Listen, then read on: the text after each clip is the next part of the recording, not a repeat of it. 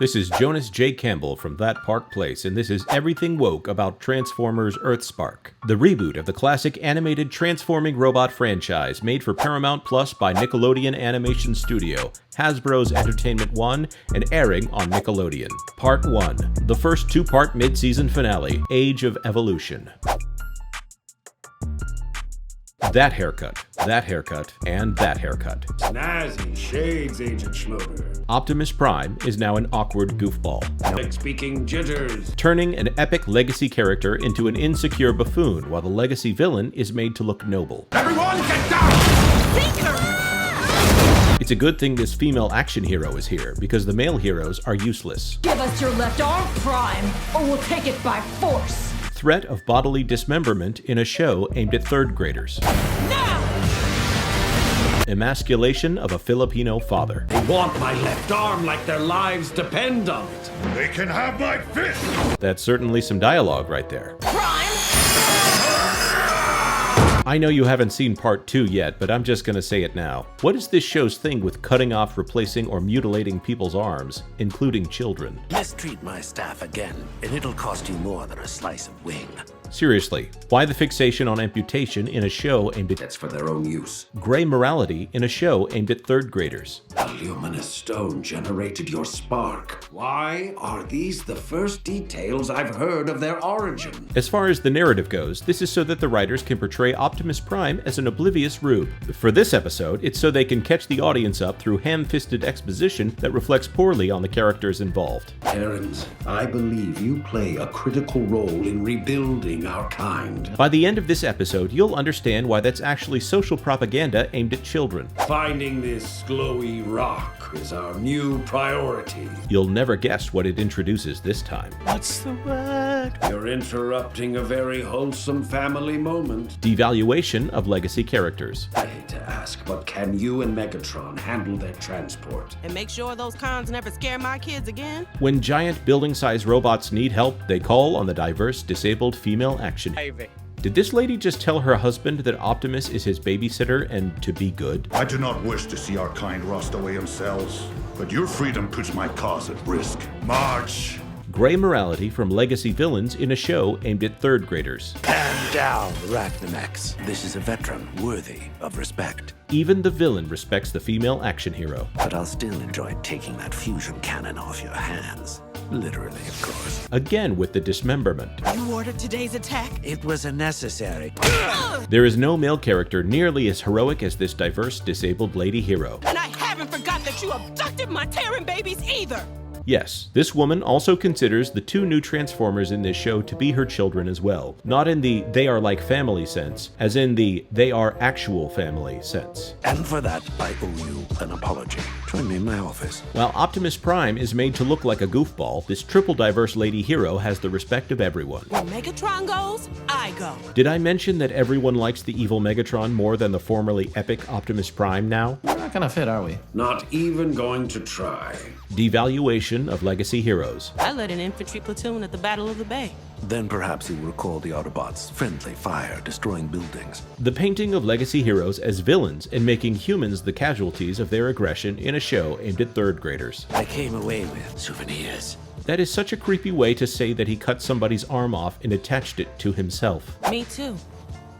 I judge a person by their actions, not their prosthetics. So I guess the evil Dr. Mandroid is the same as this veteran hero? Thanks for making that clear. Also, that's a ball joint foot prosthetic. How is this lady able to move exactly like an action hero in his prime? My true calling, to become humanity's guardian, the hero this planet needs. Gray morality in a show aimed at third graders. Lights.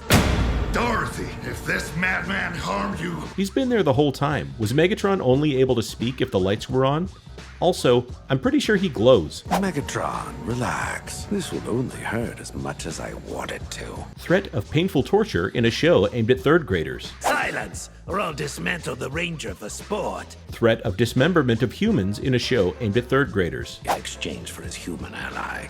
who happens to be a mother of Terrans. So even the villain recognizes the two building-sized Transformers as the children of this woman. The gift of Quintus Prime? History says he created life on worlds across the universe. Pagan robotic creation myths. Terrans, you are indeed the first in a natural evolution of our species. Ah, so Terrans represent the next evolution. Just wait till you find out what that means. Wait till they get a load of me. And here we have the next three Transformers that represent the next evolution of Cybertronian beings. What do you think their first words are going to be? Family? Vin Diesel would be so proud. What are your names? Hashtag. You're right. Oh, I didn't have a word for my name, just a feeling. Personal truths based on feelings in a show aimed at third graders. His name is Jawbreaker. And I am Nightshade.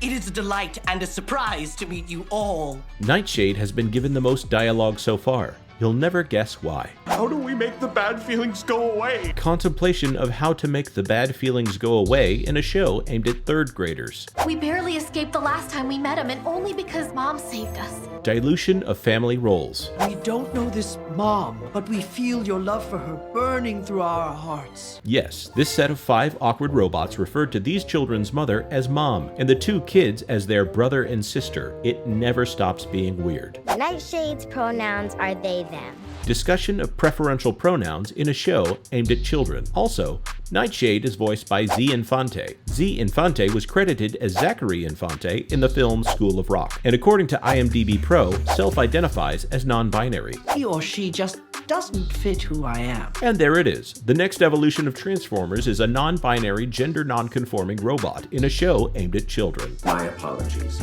Please switch their piece. Optimus Prime, hero of the 80s, is made to use preferential pronouns in a show aimed at kids. So many parts I could use. The leader of the Decepticons' helm, or your cannon. Contemplation of the dismemberment of a children's cartoon character.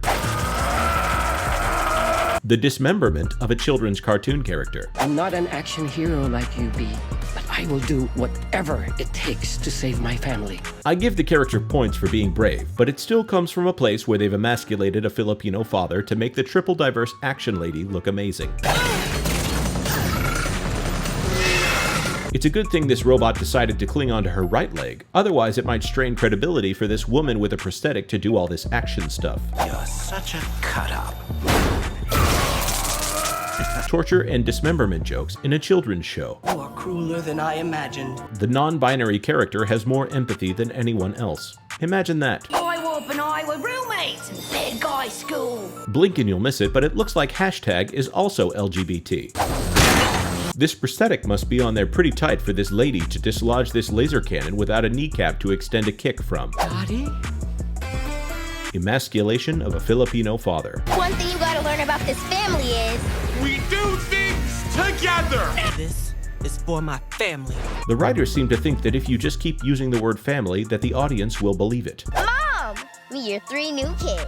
Nightshade, Jawbreaker, and Hashtag. If you want to know how weird the concept of family gets on this show, just wait for part 2. Don't forget to like, subscribe, and turn on the notification bell. Is there anything we missed? Is there something else you'd like us to cover? For more, subscribe to this channel, follow me on Twitter @JonasJCampbell, or stay tuned to thatparkplace.com.